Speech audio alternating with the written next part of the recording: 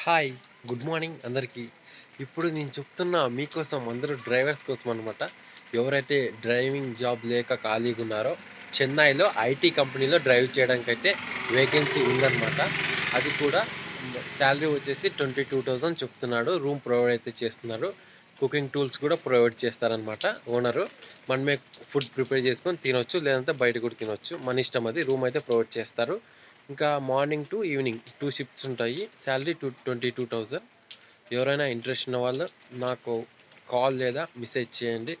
నేను వాళ్ళతో మాట్లాడించి పంపిస్తా. చెన్నైలో డ్రైవింగ్ వేకెన్సీ ఉంది, అక్కడే ఉండాలి. నియర్ బై ఎవరైనా చెన్నై ఉన్నా కాల్ చేయండి.